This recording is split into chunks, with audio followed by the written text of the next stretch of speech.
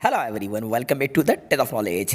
तो आज की इस वीडियो में हम समझेंगे हमारी क्लास 12th इंग्लिश की फ्लेमिंगो बुक की poem first my mother at 66 की समरी को। तो वीडियो को स्टार्टिंग से लेकर एंड तक जरूर देखिएगा, क्योंकि आज इस वीडियो में आपको इस समरी को वर्ड टू वर्ड एक्सप्लेन कराने वाला हूँ। चलिए वीडियो को शुरू करते हैं। अब देखिए बच्चों, ये जो हमारी पोइट्री की पोम फर्स्ट है, जिसका नाम है माय मदर एट 66, इसकी जो पोइटेस हैं उनका नाम है कमला दास। तो आप इस नेम को याद रखिएगा, कमला दास। ये केरलियन है, ये पोइटेस है इस पोम की, कमला दास, ठीक है। और इसका नेम है माय मदर एट 66, यानी कि मेरी माँ 66 साल की, ठीक है। तो इस पोम में क्या होता है कि कमला दास जो है वो अपनी खुद की मदर के बारे में बताते हैं। कमला दास और उनके मदर के बीच का जो रिलेशन है वो यहाँ पे डिस्क्राइब किया गया है इस पोम में। अब हम इस समरी को रीड करते हैं। In this poem, the poetess describes her feeling of love and attachment towards her aging mother. अब इसका मतलब समझ लेते हैं। इन दिस पोम यानी कि इस कविता में, इस पोम में पोइटेस अपने मदर के प्रति, अपनी बूढ़ी मदर के प्रति, कौन सी एजिंग मदर है ना, अपनी बूढ़ी मदर के प्रति प्रेम और लगाव की भावना को व्यक्त करती हैं, यानी कि उसका वर्णन करती हैं। ये इस लाइन का मतलब निकला। अब मैं आपको वर्ड टू वर्ड बताता हूँ। देखो, इन दिस पोम का मतलब होता है इस पोम में, यानी कि इस कविता में, द पोइटेस। अब याद रखिएगा, क्योंकि कमला दास है इसलिए यहाँ पे पोइट नहीं, पोइटेस वर्ड का यूज़ किया जा रहा है, क्योंकि ये एक लेडी है, फीमेल है, इसलिए हम पोइटेस वर्ड का यूज़ करेंगे।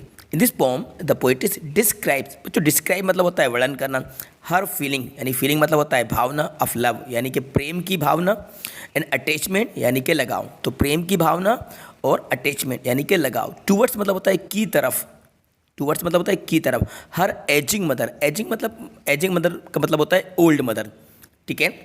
तो एक बार फिर से मैं आपको इस पूरी लाइन का मतलब बताता हूँ। इस कविता में पोएटेस अपनी बूढ़ी मदर के प्रति अपने प्रेम की भावना और लगाव को व्यक्त करती हैं, यानी कि लगाव का वर्णन करती हैं। क्लियर है ना, ठीक है। चलिए आगे समझते हैं।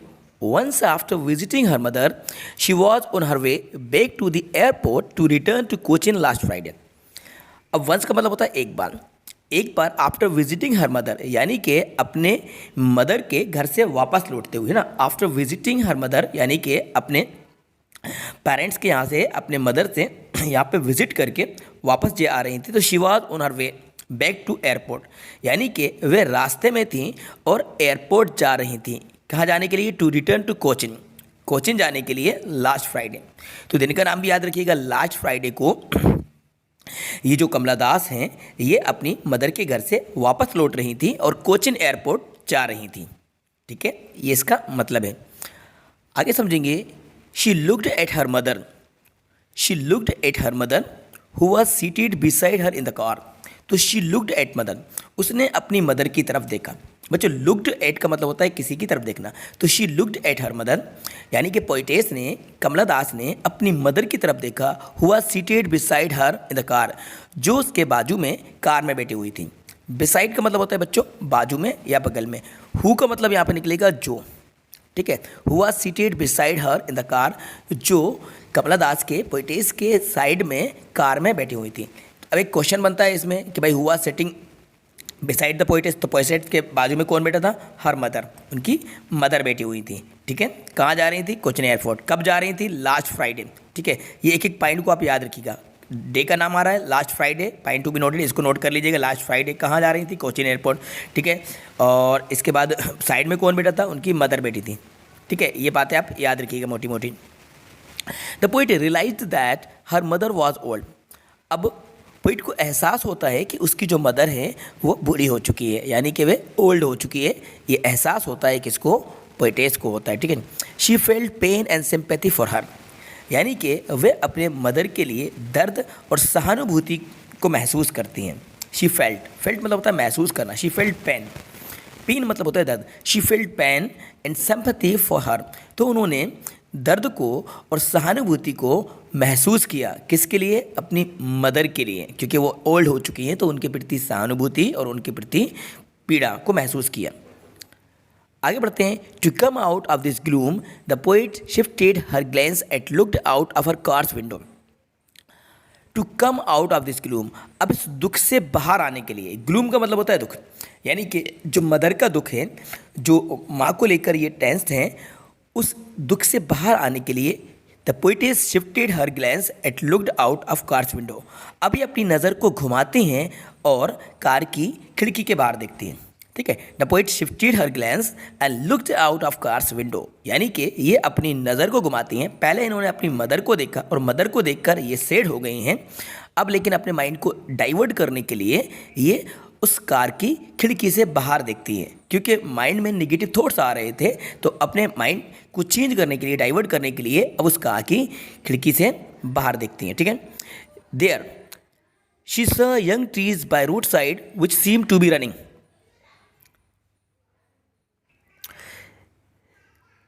There she saw young trees, वहाँ पे ये यंग ट्रीज को देखती है बाय रोड साइड, यानी कि रोड के साइड पर, रोड के किनारे इस पोइटेस को यंग ट्रीज यानी कि छोटे ट्रीज नज़र आते हैं, विच सीम टू बी रनिंग, जो कि दौड़ते हुए प्रतीत होते हैं।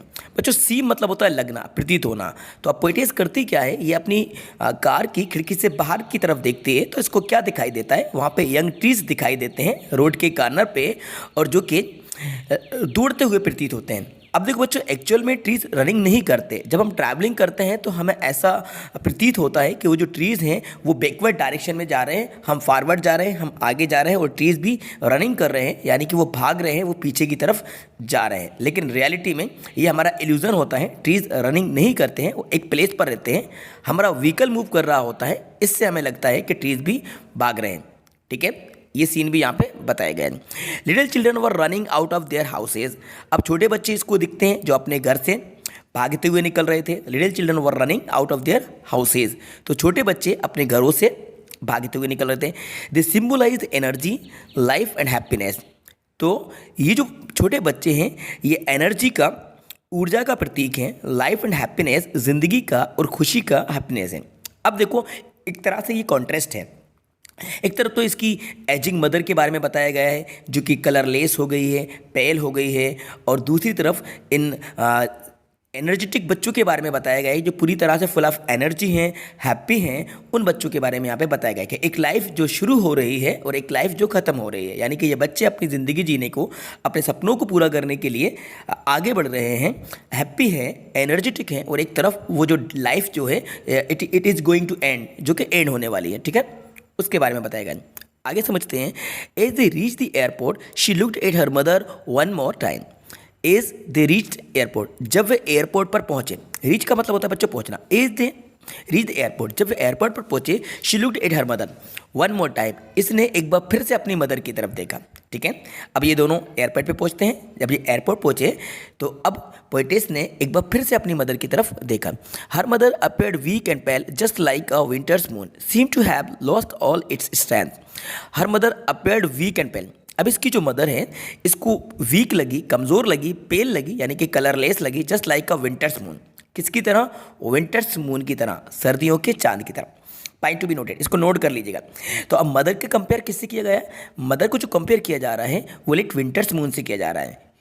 To have lost it strength, ऐसा लगता है कि इसने अपनी स्ट्रेंथ को खो दी है, क्योंकि देखो बच्चों होता क्या है कि जो लेट विंटर्स मून होता है इसकी ब्राइटनेस कम हो जाती है, डिम हो जाता है। ठीक है, उसी तरह से जो मदर हैं ये एजेड हो गई हैं, एजिंग मदर हो गई हैं, जिस वजह से इनकी जो एनर्जी है वो भी डल पड़ गई है, और इनके जो चेहरे की जो ब्यूटी है, जो ग्लो है, वो भी डल हो गया है, कलरलेस हो गया है, पेल हो गया है। इसी वजह से ये कंपेयर कर रही हैं मदर को लेट विंटर्स मून से। ठीक है, आगे बढ़ते हैं। She remain of her childhood when the use to fear of losing her mother, अब इनको अपना बचपन याद आता है और बचपन का डर याद आता है, जिनको अपनी माँ को खोने का डर होता था। अब लूजिंग हर मदर यानी कि बचपन में ये अपनी माँ से कहीं बिछड़ ना जाए, उस डर को, उस चाइल्डहुड को ये महसूस करती हैं। As a child she could not bear to be separated from her mother even for a few second, यानी कि बचपन में वे अपनी माँ के बिना नहीं रह सकती थी, माँ से बिछड़ के नहीं रह सकती थी, कुछ सेकंड के लिए भी वो अपनी माँ से दूर नहीं हो सकती थी। उस डर को ये महसूस कर रही हैं अब। But now the loss would be the permanent as her mother was about to die and she would lose her for ever, अब ये जो लॉस होगा वो परमानेंट होगा, यानी कि हमेशा के लिए होगा। ठीक है, क्योंकि अब ये इसकी मदर जो है वो उसकी डेथ होने वाली है। Mother was about to die, तो ये जो लॉस होगा वो हमेशा के लिए होगा, ये जो सेपरेशन होगा ये परमानेंटली होगा, फॉरएवर होगा। इसलिए अब ये पेन में है, एक में है, क्योंकि ये जो लॉस होगा तो ये परमानेंटली होगा। The poet did not express her feeling, अब वहाँ पर अपनी फीलिंग्स को एक्सप्रेस नहीं करती हैं, क्योंकि अब इनके माइंड में जो भी कुछ चल रहा है, जो नेगेटिव थॉट्स इनके माइंड में आ रहे हैं, तो अपनी फीलिंग्स को कंट्रोल करती हैं, क्योंकि ये एयरपोर्ट पे हैं और पूरी तरह से अपने आप को पॉजिटिव शो करती हैं। पॉजिटिव शो करने के लिए शी स्माइल, वे मुस्कुराती हैं और क्या कहती हैं, सी यू सून अम्मा, यानी कि फिर मिलेंगे अम्मा। Because she wanted that her mother should live and they could meet again, क्योंकि वो चाहती थी कि उनकी मदर ज़िंदा रहेंगी और ये दोबारा से जल्द ही मिलेंगे। ठीक है, इस एक्सपेक्टेशन के साथ ये अपनी मदर से डिपार्ट होती हैं, उनसे अलग होती हैं। ठीक है स्टूडेंट, तो ये थी एक काफ़ी ज़्यादा इम्पॉर्टेंट स्टोरी जो मैंने आपको एक्सप्लेन करा दी है। ये माय मदर एट 66 की समरी है, ठीक है, जिसको मैंने आपको वर्ड टू वर्ड एक्सप्लेन करा दी है। अब इसी से आपके क्वेश्चन के आंसर बन जाएंगे। अब आपको आंसर्स को लर्न करने में प्रॉब्लम नहीं जाएगी, क्योंकि जो भी यहाँ पे समरी में बताया गया है इन्हीं से आंसर्स बनेंगे। ठीक है, इन्हीं से आंसर हमारे बन जाएंगे। आपको सबसे पहले तो पोम का नाम याद रखना है, माय मदर 66 है, इसकी पोइटेस कमला दास है, और जो इसके इंपॉर्टेंट वर्ड हैं वो मैंने आपको बताए हैं, उनको आप याद रखिएगा। फ्राइडे वाली बात चल रही थी, कोचीन एयरपोर्ट जा रही थी, साइड में उनकी मदर बैठी थी, किससे कंपेयर किया गया है, लेट विंटर मून से कंपेयर किया गया है। ठीक है, ये सारी बातें आप याद रखिएगा। ओके स्टूडेंट्स, आई होप ये वीडियो आपको पसंद आई होगी और ये पोम भी आपको समझ में आ गई होगी। तो वीडियो को लाइक ज़रूर कीजिएगा, अपने सभी फ्रेंड के साथ ज़्यादा शेयर कीजिएगा, और यदि आप चैनल पर नए हैं तो चैनल को सब्सक्राइब कर लीजिएगा, क्योंकि जल्दी हम लेकर आएंगे हमारी सेकंड पोम को। ठीक है, पूरी ये सीरीज़ चलाई जा रही है, इसमें आपकी हर पोम की समरी को एक्सप्लेन कराया जाएगा। कमेंट्स बॉक्स में जाकर कमेंट्स करके ज़रूर बताइएगा कि आपको अब कौन से टॉपिक पर वीडियो चाहिए, क्या आप इसकी सेकेंड पोम की समरी देखना चाहते हैं, तो वही कमेंट्स करके बता सकते हैं। Thanks for watching.